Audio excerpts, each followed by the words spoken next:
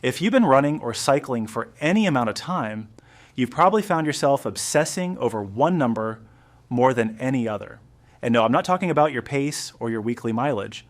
I'm talking about your VO2 max, that one little number sitting on your watch that either makes your day or completely ruins it.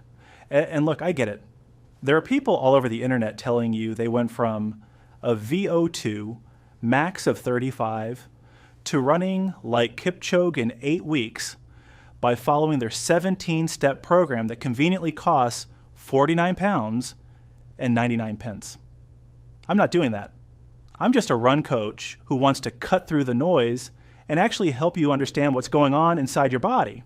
Because once you understand that, improving it becomes a lot less mysterious.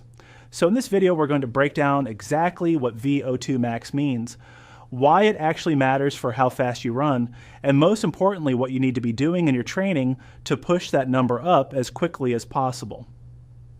So let's start at the very beginning. What actually is VO2 max? At its core, it is simply a measure of how much oxygen your body can take in and use when you are working as hard as you possibly can. The V stands for volume. The O2 is oxygen, and max means exactly what you think it means. Maximum. So it's the ceiling of your body's ability to use oxygen during exercise. And the reason this matters so much for running is that oxygen is the engine behind your aerobic energy system. When you're out there putting in the miles, your body is constantly breaking down carbohydrates and fats and turning them into usable energy called ATP. And your muscles cannot function without it. The more oxygen your body can process, the more of that energy it can produce, and the faster and longer you can run before your body starts to fall apart. So a higher VO2 max quite literally means more fuel available to your muscles, which means better performance on every level. Now, one thing that trips a lot of people up is thinking VO2 max is just some vague fitness score, like a number out of 100 that your watch made up. It's not. It's an actual precise measurement. It's measured in milliliters of oxygen per kilogram of body weight per minute. So if your VO2 max is 50, that means at your absolute maximum effort, your body is processing 50 milliliters of oxygen for every kilogram you weigh, every single minute. And that last part, the body weight bit, is really important. And people overlook it all the time because your total oxygen consumption and your VO2 max score are two different things. Someone who consumes 3,500 milliliters of oxygen per minute and weighs 70 kilograms will have a VO2 max of 50. But if that same person gained 10 kilograms, their oxygen consumption might stay exactly the same, but their VO2 max would drop to around 43 just because of the extra weight. So your body composition plays a much bigger role in this number than most people realize. Now, your watch is probably giving you a VO2 max estimate, and you might be wondering how accurate that actually is. The true gold standard is a lab test where you run or cycle at increasing intensities while wearing a mask that measures the exact volume of oxygen coming in and carbon dioxide going out, right up until you hit your absolute limit. That gives you a precise number. Your watch, on the other hand, is using an algorithm that looks at your heart rate, your pace, and your power output and makes an educated guess.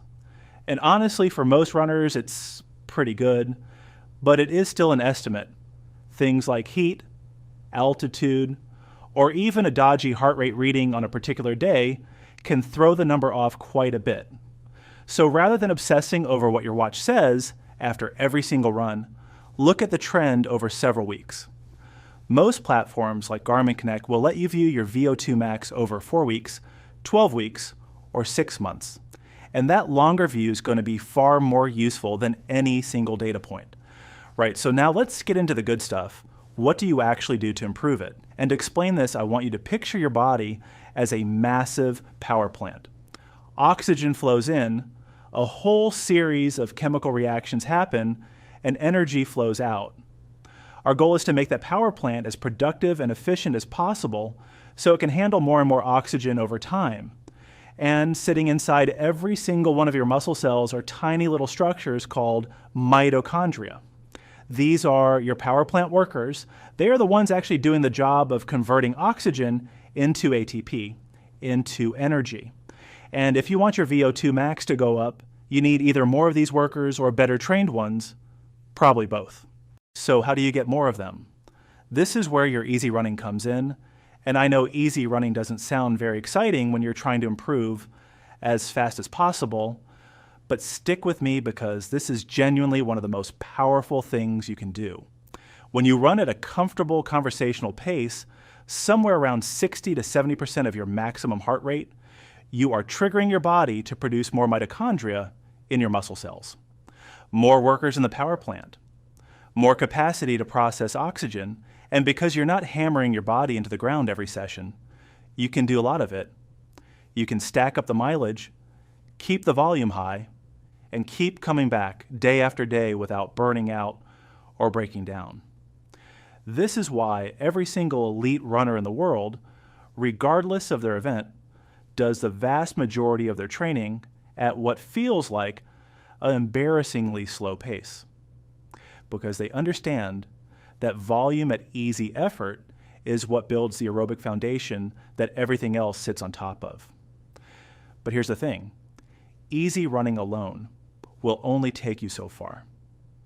Because while it's great at growing the number of mitochondria you have, it doesn't do quite as much for making those mitochondria as efficient and powerful as they can be. That's where your quality sessions come in, your intervals, your tempo runs, your threshold work.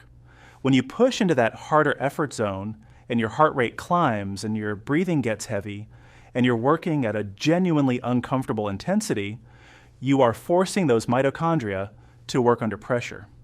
And just like any worker who gets pushed to perform at a higher level, they adapt.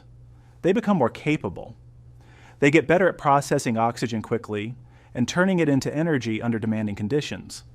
So your hard sessions are essentially the training program for your power plant workers, making them sharper and more efficient. So the whole system runs better. And before you think the answer is just to do loads of hard sessions all the time, this is where the 80-20 principle comes in and why coaches keep talking about it.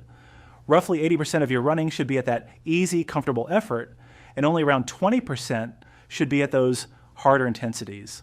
Not because hard running isn't valuable, it absolutely is, but because doing too much of it without enough easy running to balance it out is a fast track to injury, burnout, and stagnating progress. The easy miles give you the volume and the recovery capacity to make your hard sessions actually land properly. Without that base underneath them, the quality work loses a lot of its power. And then there is one more piece of this that I cannot stress enough, and that is rest and recovery. I know, everyone says this and it sounds like a cop-out, but hear me out. Every time you run, whether it's easy or hard, you are creating tiny amounts of damage in your muscles and your cells. You're putting stress on the system. And that sounds bad, but it is actually exactly what you want, because it is that stress that signals your body to come back stronger. The adaptation, the actual improvement, does not happen when you're running. It happens when you stop, when you sleep, when you eat, when you let your body rebuild. If you keep piling stress on top of stress without giving your body the chance to respond and rebuild, you are basically breaking things down without ever letting them get fixed. You'll feel tired, your performance will go flat, and your VO2 max will go nowhere. So if you want to structure your week in a way that's actually going to move the needle, here's how to think about it. Start by locking in your 1 or 2 quality sessions, your intervals or your tempo run, whatever it is for that week. Then decide when your rest days are going to be and protect them like they matter, because they do.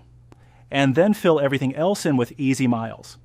Keep them easy, keep them relaxed, and just accumulate the volume. That simple structure of quality sessions, real rest, and plenty of easy running is genuinely the fastest route to a higher VO2 max. Not the flashy programs, not the complicated periodization plans, just consistency across those three things, week after week. If you found this useful, hit the like button and I'll see you in the next one.